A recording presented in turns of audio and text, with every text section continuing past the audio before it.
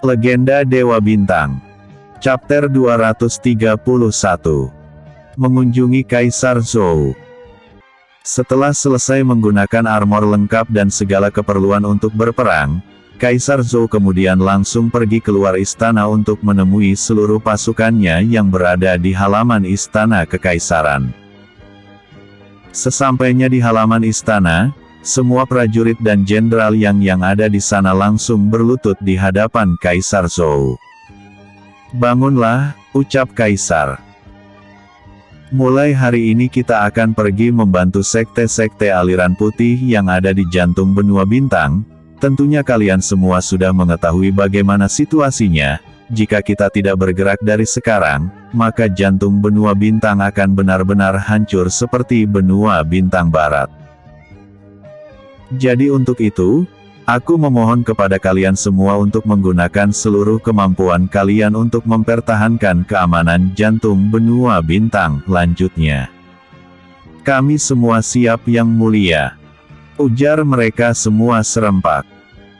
Beberapa saat kemudian dari arah gerbang istana nampak seorang prajurit sedang berlari ke arah Kaisar dengan tergesa-gesa. Karena penasaran, Kaisar Zhou kemudian berjalan menghampiri prajurit tersebut. "Lapor Yang Mulia, di gerbang kota ada seseorang yang ingin bertemu dengan Yang Mulia," ucap prajurit tersebut memberikan laporan. "Benarkah? Apa kau tahu siapa orang itu?" tanya Kaisar Zhou. "Maaf Yang Mulia, hamba benar-benar tidak mengenalinya. Tapi pemuda tersebut mengatakan bahwa namanya adalah Xiao Lang. Dia juga menyerahkan lencana ini untuk ditunjukkan kepada Yang Mulia," jawab prajurit tersebut sambil memberikan lencana gotik bergambar bulan sabit.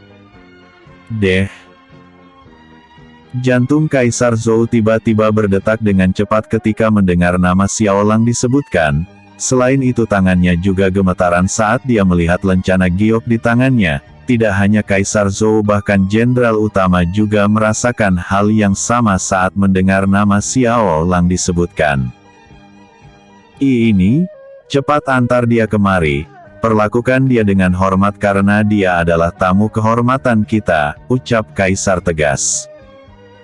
"Baik Yang Mulia," jawab prajurit tersebut kemudian pergi menuju ke gerbang kota. "Yang Mulia, apa dia adalah orang yang sama dengan pemuda itu?"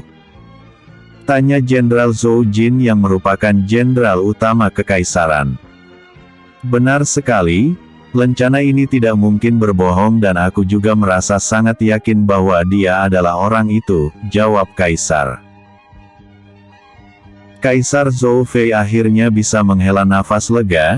Dia benar-benar tidak menyangka di tengah-tengah kekacauan yang sedang melanda benua bintang, orang yang paling dia tunggu kehadirannya akhirnya muncul. Di wajah Kaisar Zhou nampak jelas terukir senyuman tipis yang menandakan bahwa dia benar-benar merasa bahagia. Setengah jam kemudian, prajurit yang sebelumnya memberikan laporan akhirnya datang kembali bersama Xiao Lang. Saat pertama kali melihat Xiao Lang setelah sekian lama, Kaisar Zhou sedikit terkejut karena penampilan Xiao Lang benar-benar telah berubah. Meskipun begitu, Kaisar Zhou tetap bisa mengenali bahwa pemuda yang ada sedang berjalan dengan tenang tuh menghampirinya itu adalah orang yang selama ini ia cari, yaitu Xiao Lang, sang pemimpin sekte bulan sabit. "Pemimpin sekte, selamat datang," ucap Kaisar menghampiri Xiao Lang. "Yang Mulia Kaisar, aku benar-benar tidak menyangka bahwa kau masih mengenali wajahku," jawab Xiao Lang. "Tentu saja aku masih mengenali Anda. Mari kita masuk dan berbincang-bincang di dalam istana," ajak Kaisar Zhou. Mereka berdua kemudian berjalan masuk ke istana yang kemudian diikuti oleh Jenderal Zhou Jin dan beberapa jenderal kekaisaran lainnya. Para prajurit yang belum mengenal Xiao Lang nampak sangat bingung, sebab mereka tidak pernah menyangka bahwa Kaisar akan bersikap begitu hormat kepada seorang pemuda yang nampak biasa-biasa saja. "Sebenarnya siapa pemuda itu? Kenapa yang mulai memanggilnya pemimpin sekte?" tanya salah satu prajurit pada temannya. "Sudahlah, jangan dipikirkan, Jika Yang Mulia saja bersikap hormat kepadanya, itu artinya kita tidak boleh bersikap sembarangan kepada pemuda itu, jawab yang lainnya. Di dalam istana, seperti sebelumnya Kaisar Zhou mempersilahkan Xiaolang untuk duduk di kursi kehormatan, namun tentu saja Xiaolang menolak hal tersebut dan langsung duduk di kursi biasa. Sifatnya masih belum berubah, gumam Kaisar Zhou. Sebelumnya di dunia hampa, setelah membubarkan para pasukan bulan sabit, Shen Liu, Xiaolang, Luo Li, beserta orang-orang penting langsung masuk ke istana dan berkumpul di aula pertemuan. Mereka tentunya membahas rencana mengenal pembalasan dendam mereka kepada bangsa dewa dan khususnya kepada Shen Dian. Dalam pertemuan tersebut, Shen Liu kemudian mempersilahkan Xiaolang untuk memulai pertemuan dan mengutarakan pendapatnya, karena mau bagaimanapun Xiaolang adalah pemimpin mereka semua, meskipun di istana tersebut Shen Liu adalah rajanya. Xiaolang kemudian mengatakan kepada mereka semua bahwa untuk saat ini mereka semua cukup bersembunyi saja lebih dulu, karena sebelum melanjutkan perjalanan menuju ke alam dewa, Xiaolang masih ingin melihat keadaan benua bintang. Meskipun mereka akan pergi ke alam dewa, tapi tetap saja mereka tidak bisa mengabaikan benua bintang begitu saja, sebab mereka semua tetaplah manusia dan benua bintang adalah tempat mereka semua berasal, termasuk dirinya sendiri. Meskipun dia adalah keturunan dewa tapi tetap saja, benua bintang adalah tempat dia dibesarkan hingga menjadi seperti sekarang. Semua orang nampak sangat setuju dengan rencana Xiaolang, lagi pula mereka semua tentunya mengetahui bahwa di benua bintang akan segera terjadi kekacauan karena kemunculan cincin penguasa semesta. Pembicaraan alot mereka akhirnya berakhir dengan makan bersama-sama, sebab sudah sangat lama mereka tidak melakukan hal itu. Setelah selesai makan, Xiaolang kemudian memberitahukan kepada Luo Li bahwa dia akan pergi keluar dunia hampa, lebih tepatnya dia akan pergi ke jantung benua bintang untuk melihat keadaan di sana. Meskipun agak berat hati, namun Luo Li tetap mengizinkannya pergi.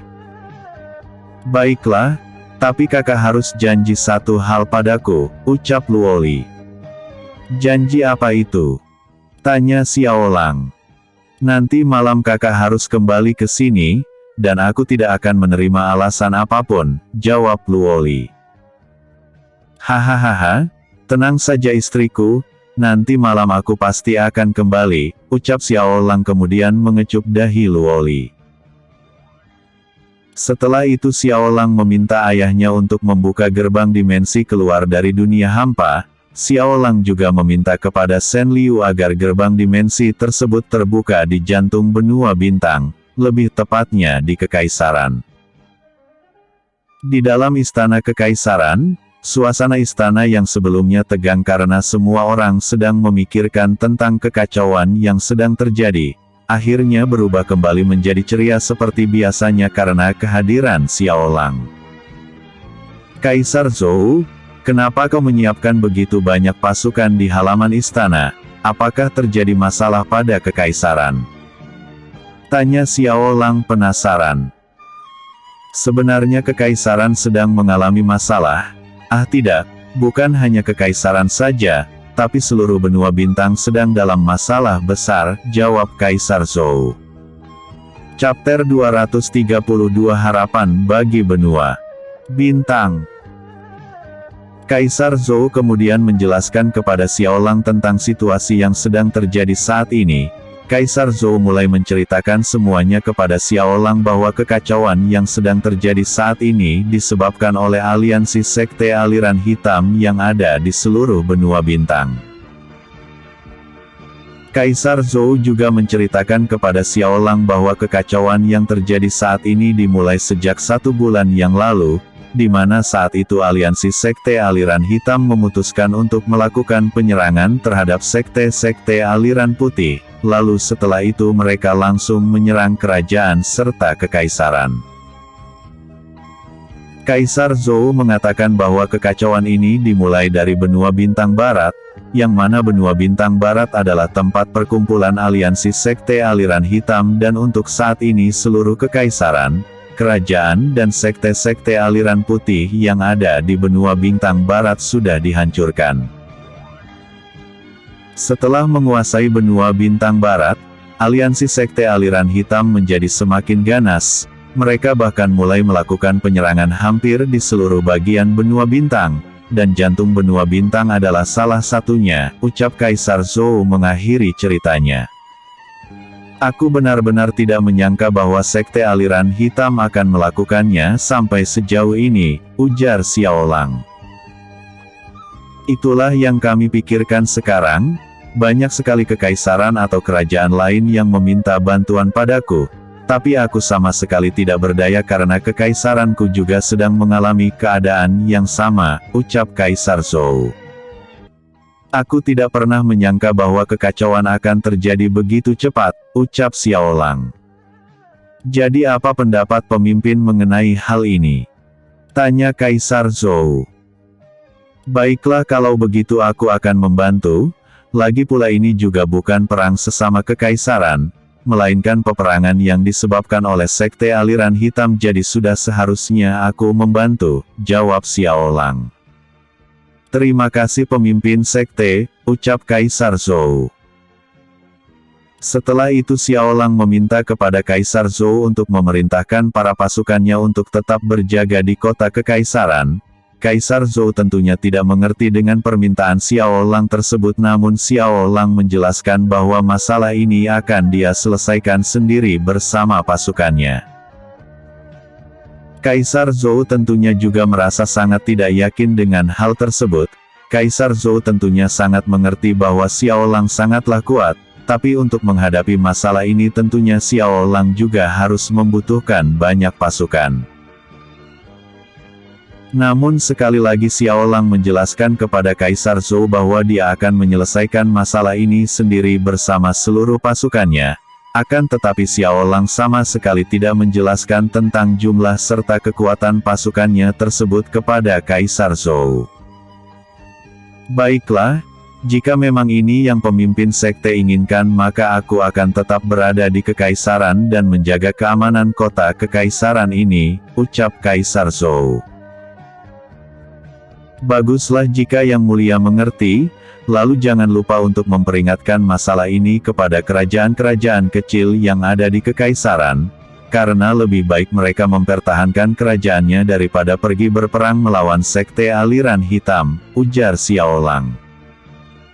Baik pemimpin, aku akan segera memperingatkan mereka semua, jawab Kaisar Zhou.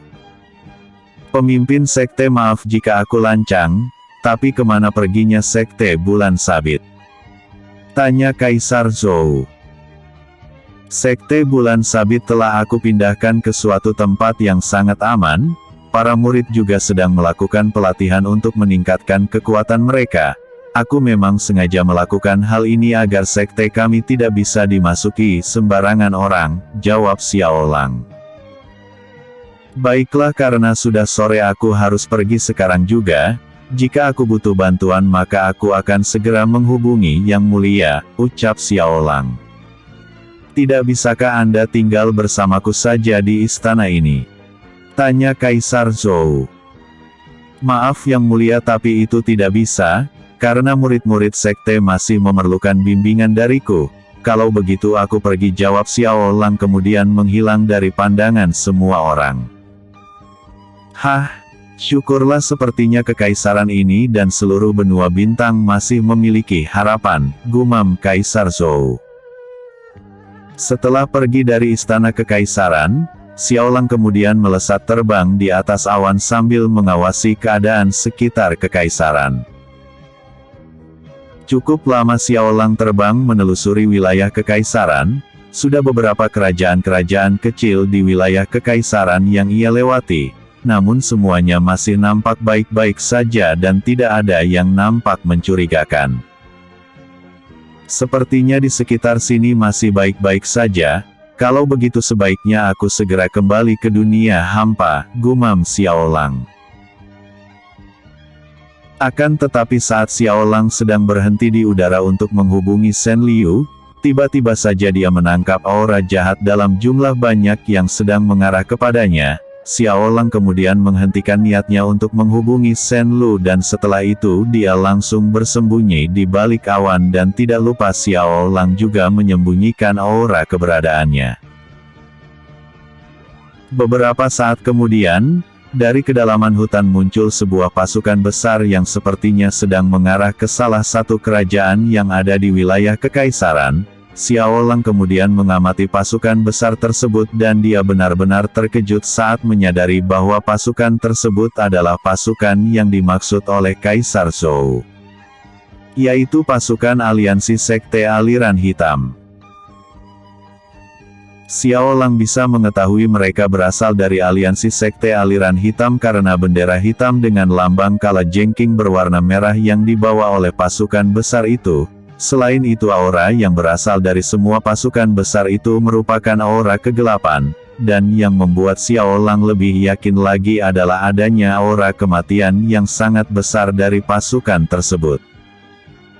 Ini tidak bisa dibiarkan. Jika tidak pasti kerajaan yang ada di sekitar sini akan segera hancur, gumam Xiao Lang kemudian langsung melesat turun ke bawah. Tanpa banyak basa-basi, Xiao Lang langsung menciptakan ribuan tombak yin dan yang dan kemudian melemparkannya ke arah pasukan tersebut. BOOMMMMM. Ledakan yang sangat besar terjadi saat ribuan tombak cahaya yin dan yang milik Xiao Lang menghantam barisan pasukan aliansi Sekte Aliran Hitam. Dalam sekejap mata ribuan pasukan langsung meninggal hanya karena satu serangan dari Xiao Lang. Keparat. Siapa yang berani menyerang pasukan kami secara diam-diam? Ujar pemimpin pasukan. Xiao Lang tidak menghiraukan perkataan pemimpin pasukan aliansi tersebut. Dengan sigap Xiao Lang langsung mengeluarkan Dragon Spear hitam dan langsung menyerang di tengah-tengah barisan pasukan aliansi. Seketika itu juga kekacauan mulai terjadi di tengah-tengah barisan pasukan, sebab mereka semua tidak mengetahui siapa yang menyerang mereka. Mereka semua hanya bisa melihat kilatan cahaya berwarna keemasan yang terus melesat ke sana kemari ke arah para pasukan.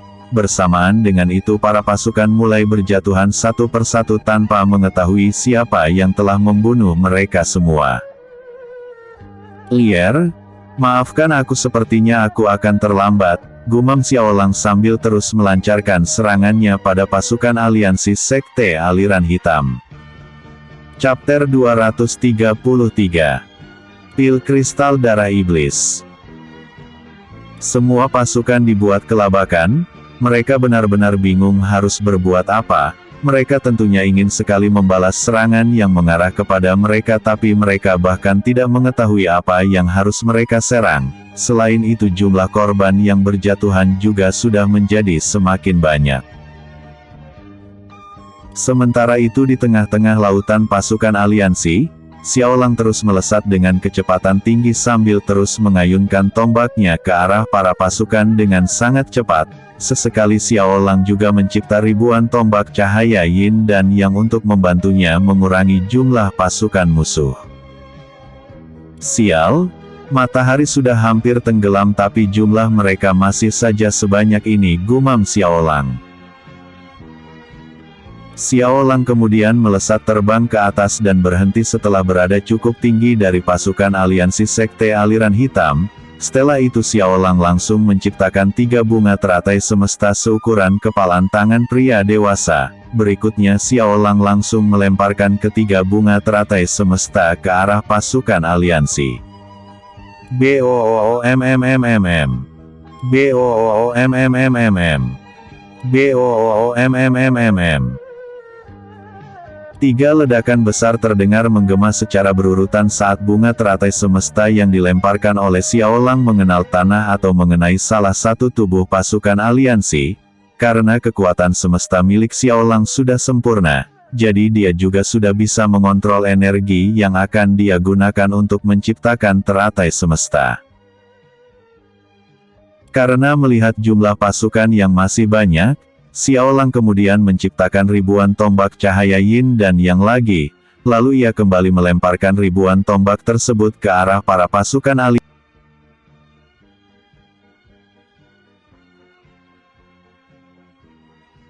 Karena melihat jumlah pasukan yang masih banyak, Xiao Lang kemudian menciptakan ribuan tombak cahaya yin dan yang lagi, lalu ia kembali melemparkan ribuan tombak tersebut ke arah para pasukan aliansi. Tidak hanya itu saja, Xiao Lang bahkan menyerang mereka dengan ratusan telapak cahaya raksasa. Ledakan-ledakan besar terus menggema dan menghancurkan ribuan bahkan ratusan ribu pasukan aliansi Sekte Aliran Hitam dalam waktu singkat.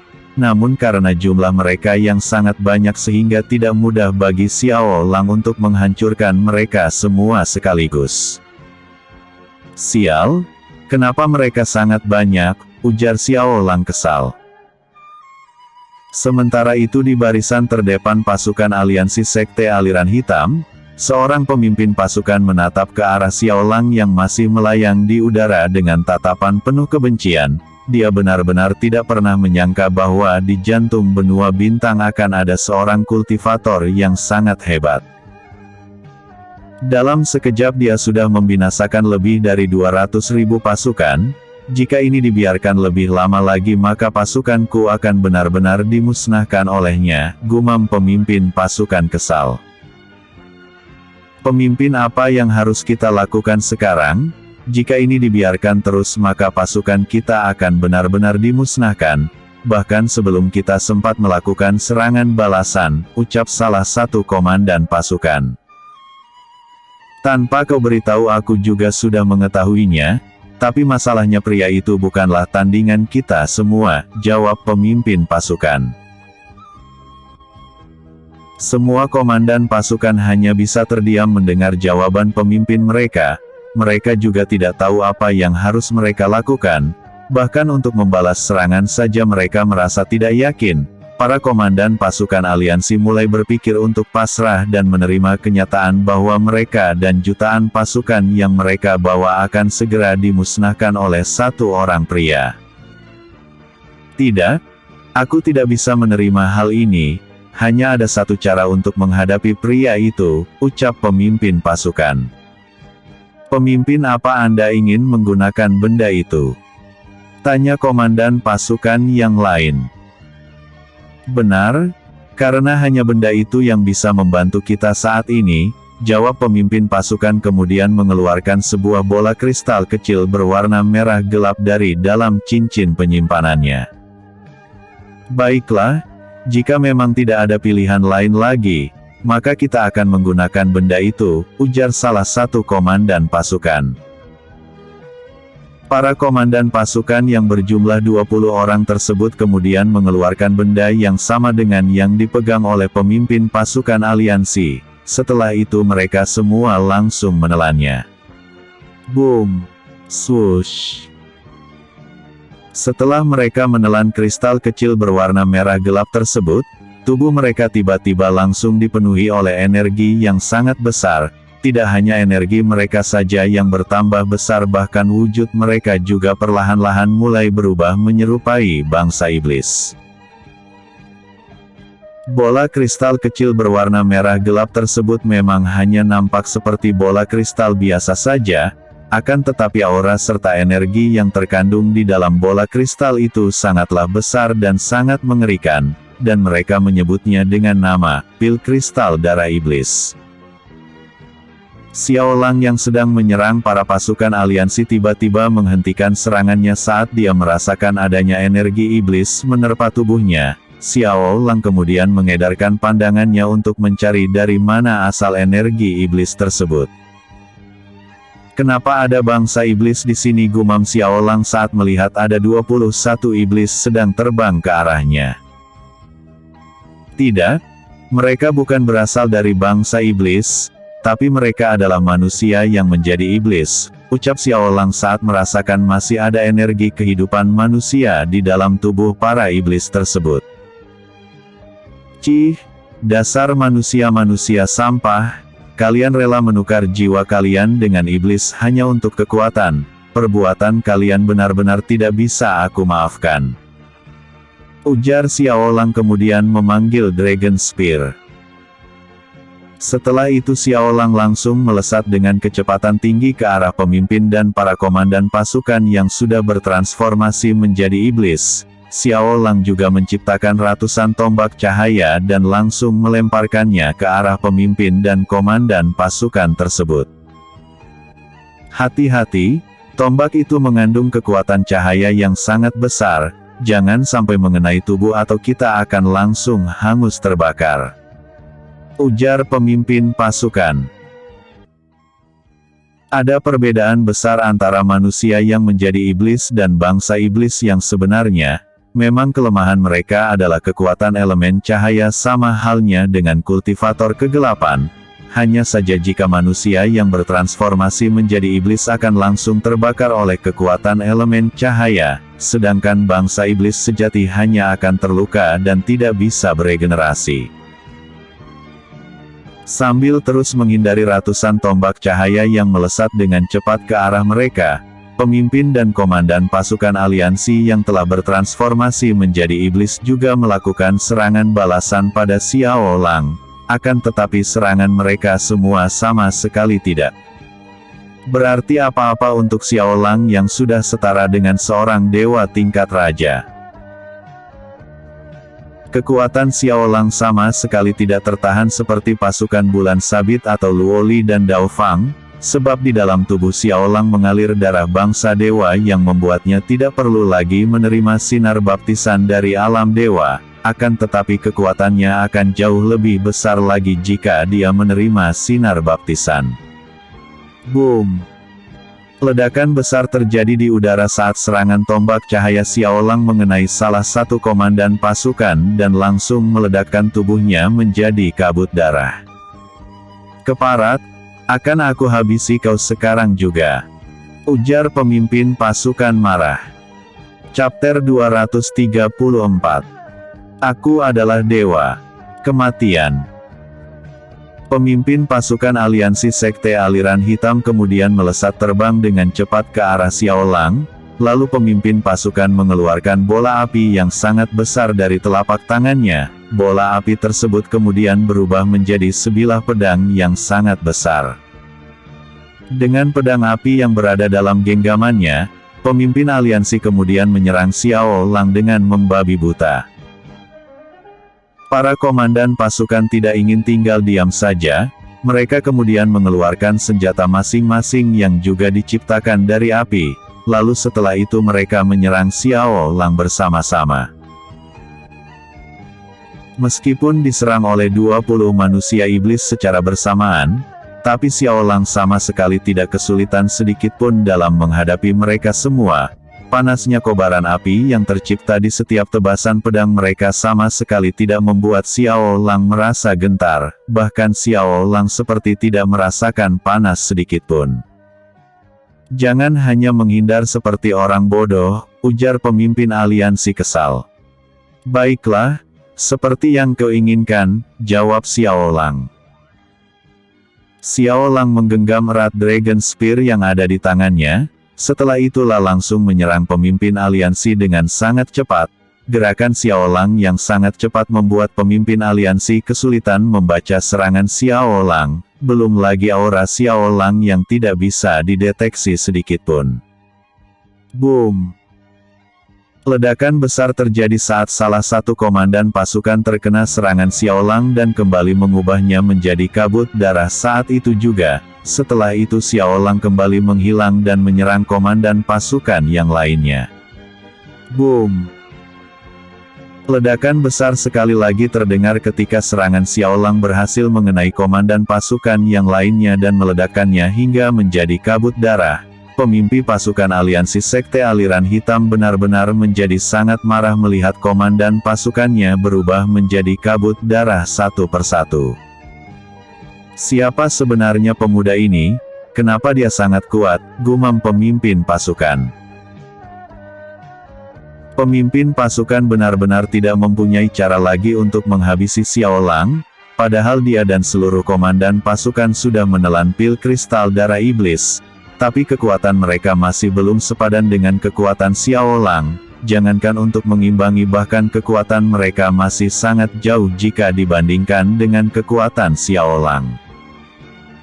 Sial, sebentar lagi matahari akan benar-benar terbenam, sebaiknya aku mempercepat hal ini, gumam Xiaolang. Setelah itu Xiaolang kembali mempercepat pergerakannya dan mempercepat serangannya. Satu persatu komandan pasukan aliansi Sekte Aliran Hitam mulai diubah oleh Xiaolang menjadi kabut darah. Tidak hanya itu saja, Xiaolang bahkan masih tetap menciptakan ribuan tombak cahaya dan melemparkannya ke arah pasukan aliansi Sekte Aliran Hitam.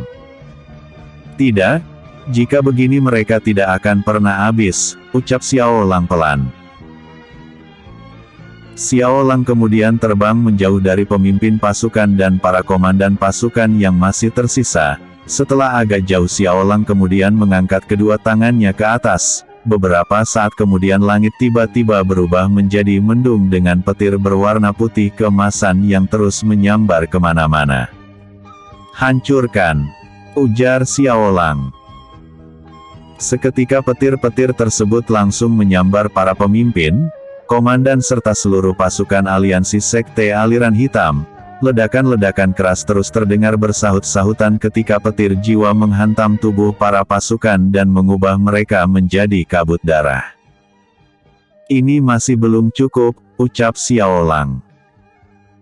Xiaolang kemudian merentangkan kedua tangannya, lalu dari telapak tangannya muncul bola api berwarna putih keemasan dengan ukuran yang cukup besar. Setelah itu Xiaolang menggabungkan kedua bola api tersebut hingga membuat ukurannya menjadi sangat besar. Matilah kalian semua, ujar Xiaolang kemudian melemparkan bola api jiwa. Boommm. Ledakan yang sangat besar terjadi saat bola api jiwa menghantam tanah. Api jiwa tersebut kemudian semakin membesar dan menyebar semakin luas hingga membakar seluruh pasukan aliansi Sekte Aliran Hitam. Hah, menggunakan kekuatan api jiwa benar-benar membuatku kelelahan, gumam Xiaolang. Tidak mungkin, bagaimana bisa kau memiliki kekuatan yang begitu besar seperti itu, ujar pemimpin pasukan aliansi yang ternyata masih hidup.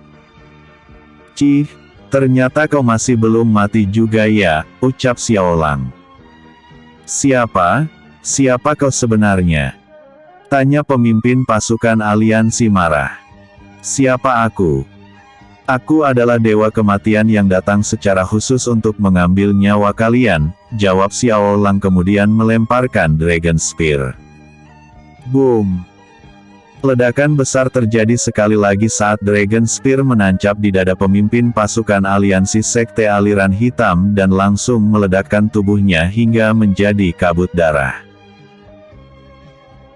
Xiaolang akhirnya bisa menghela nafas lega setelah pemimpin dan semua pasukan aliansi Sekte Aliran Hitam berhasil ia kalahkan. Akan tetapi Xiaolang masih tidak mengerti dari mana mereka mendapatkan kekuatan bangsa iblis. Selain itu Xiaolang juga tidak pernah menyangka bahwa jumlah pasukan aliansi Sekte Aliran Hitam sangatlah banyak. Karena sudah kelelahan akibat menggunakan kekuatan api jiwa, Xiaolang kemudian langsung menghubungi Shen Liu agar dia bisa membuka gerbang dimensi ke dunia hampa, dan untuk saat ini Xiaolang benar-benar sangat membutuhkan istirahat.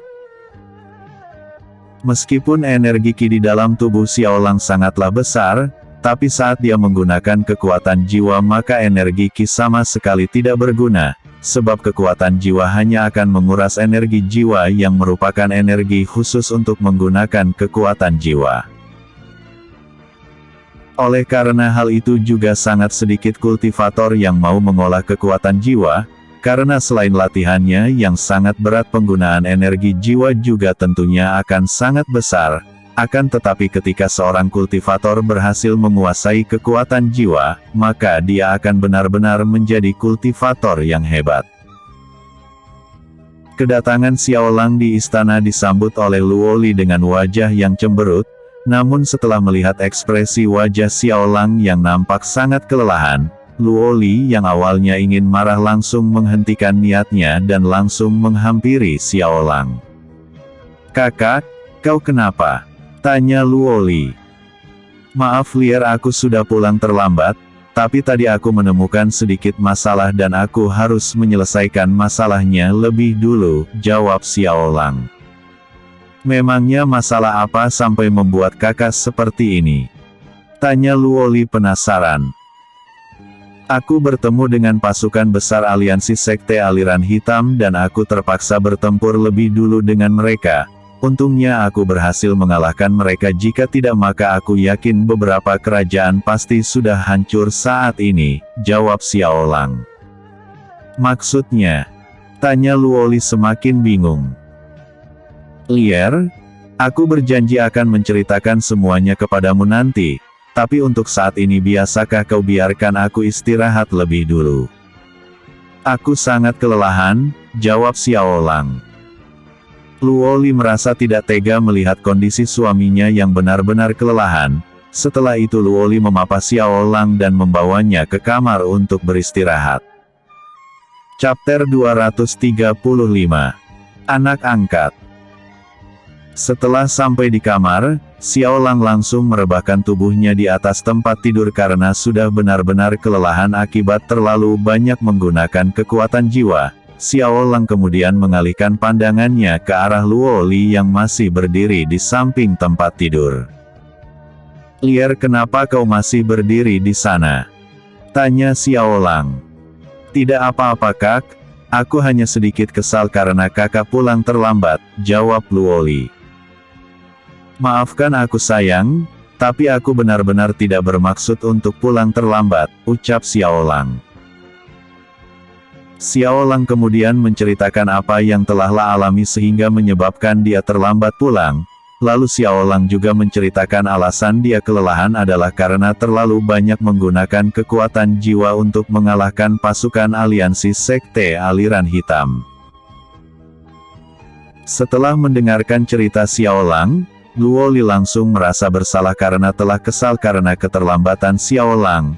Lagi pula seharusnya dia merasa senang karena suaminya melakukan tugas yang sangat mulia. Karena jika tidak maka bisa saja saat ini beberapa kerajaan telah dihancurkan oleh aliansi sekte aliran hitam. Apa sekarang kau mau memakan aku? Tanya Xiaolang. Tidak kak, seharusnya aku yang minta maaf karena sudah kesal dengan alasan yang tidak jelas, jawab Luoli. Hahaha, sudahlah. Sebaiknya kita lupakan saja, ucap Xiaolang kemudian menarik Luoli ke pelukannya dan kemudian mencium bibirnya. Apa yang kakak lakukan? Tanya Luoli. Apa yang aku lakukan? Tentu saja melakukan kewajibanku sebagai suamimu, jawab Xiaolang bingung. Tetapi, bukankah kakak sedang kelelahan? Tanya Luoli. Tenang saja, aku masih memiliki tenaga yang cukup, jawab Xiaolang. Tetapi, ini masih belum larut, jawab Luoli. Ayolah Ler, apa kau akan menolak suamimu ini? Tanya Xiaolang. Luoli tidak menjawab pertanyaan Xiaolang lagi, dia hanya tersenyum lembut kemudian mencium mesra bibir Xiaolang.